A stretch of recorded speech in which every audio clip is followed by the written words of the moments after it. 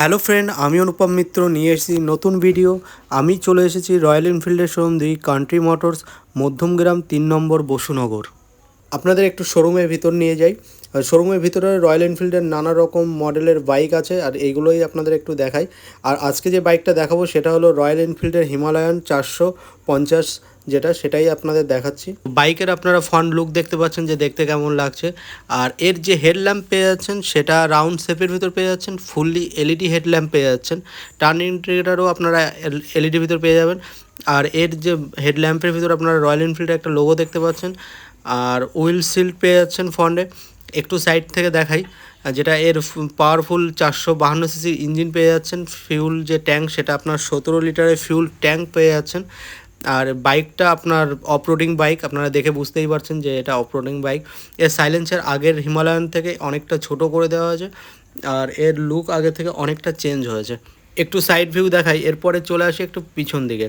পিছন দিকে আপনারা দেখতে পাচ্ছেন যে টার্ন ইন্ডিকেটর যেগুলো আছে এর ভিতরেই আপনার টেল ল্যাম্প আছে, কারণ এই একই লাইটের ভিতর দুরকম কাজ হবে, আপনারা দেখতে পাচ্ছেন।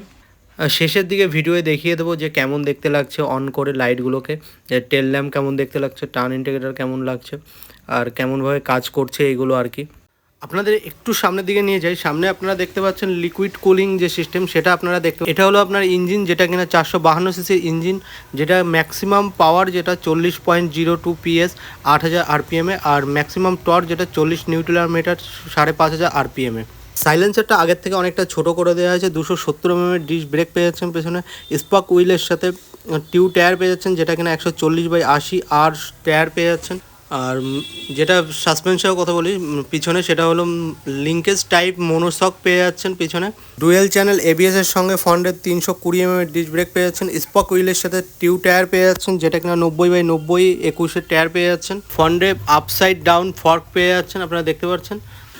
পিছনের টায়ারটা দেখতে পাচ্ছেন যে কতটা চওড়া বা কতটা বড়, এবং এর যে টার্ন ইন্ডিকেটর সেটাও অনেকটা বড়, যেহেতু এর ভিতরেই টেল ল্যাম্পগুলো আছে তার জন্য এটা একটু বেশি বড়। এখানে আপনারা ক্যারিয়ার পেয়ে যাচ্ছেন, যেটা আপনি অন্য ক্যারিয়ারও এখানে লাগানোর অপশান আছে। এখানে সিটটা বসার পর আপনার কী ভিউ আসবে সেটাই আপনাদের একটু দেখানোর চেষ্টা করি। এখানে ডিসপ্লে পেয়ে যাচ্ছেন, যেটা কিনা ফুললি ডিজিটাল ডিসপ্লে।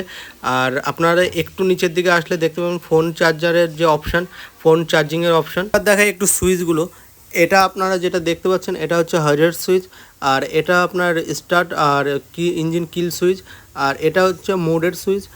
আর এদিকে চলে আসি, এদিকে আপনারা দেখতে পাচ্ছেন এটা হচ্ছে হোম সুইচ, এটা আপনার পাসিং সুইচ।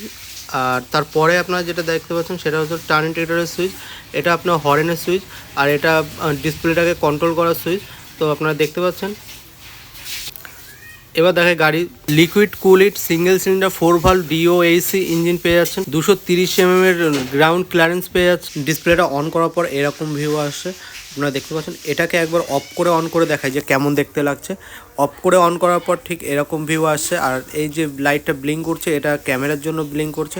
আপনারা এখানে গিয়ার শিফটিং অপশন পেয়ে যাচ্ছেন, ওডোমিটার, ট্রিপ মিটার, স্পিডোমিটার, এগুলো সবই এখানে পেয়ে যাচ্ছেন। ফিউল গেজ দেখাই যে লাইট জ্বালানোর পর কেমন লাগছে। ফোন থেকে আপনারা দেখতে পাচ্ছেন যে হ্যাজার্ড লাইট জ্বলছে, হেডল্যাম্প জ্বলছে, এগুলো জ্বালানোর পর কেমন লাগছে তো আপনারা দেখতে পাচ্ছেন। এবার দেখাই এর আপার ডিপারটা একবার অন করে।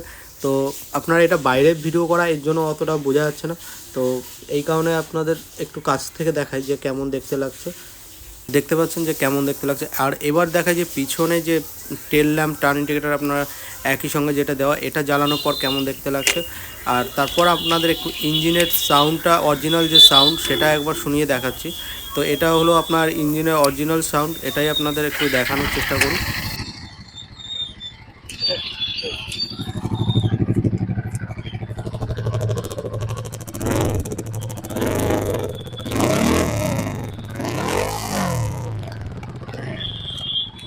বাইকটাতে বসার পর দেখতে পাচ্ছেন কেমন লাগছে। বাইকটা টোটাল ওয়েট 196 কিলো, আর লোড ক্যাপাসিটি যেটা ছিল হলো 198 কিলো। এবার দেখাই শোরুমের ভিতরের কিছু দৃশ্য, যে শোরুমের ভিতর কী কী আছে। তো শোরুমের ভিতরে পেয়ে যাবেন নানা রকম অ্যাক্সেসরি, যেমন প্রথমেই আপনাদের দেখাই যে এখানে প্রচুর হেলমেট আছে, যেগুলো রয়্যাল এনফিল্ডের তরফ থেকে পেয়ে যাচ্ছেন। আপনারা এখানে রয়্যাল এনফিল্ডের শ্যু, রয়্যাল এনফিল্ডের জ্যাকেট, আরও নানা রকম অ্যাক্সেসরি এখান থেকে আপনারা পেয়ে যাবেন। আপনারা অবশ্যই আসুন Madhyamgram the Country Motors Royal এনফিল্ডের শোরুমে এবং ভিজিট করুন, এবং আপনার পছন্দের বাইকটা এখান থেকে পারচেস করুন। আপনাদেরকে বলে দিই যে বাইকের প্রাইসটা, যেটা কিনা অন রোড প্রাইস 3,34,000 টাকা পড়ে যাবে আপনার অন রোড প্রাইসটা। আর সকলকে অনেক অনেক ধন্যবাদ আমার সঙ্গে থাকার জন্য, আমার ভিডিও পুরো দেখার জন্য। আর যারা আমার চ্যানেলের নতুন তাদেরকে অনুরোধ রইল যে আমার চ্যানেলটা একটু like, comment, share and subscribe করে দেওয়ার জন্য। থ্যাংক ইউ সকলকে।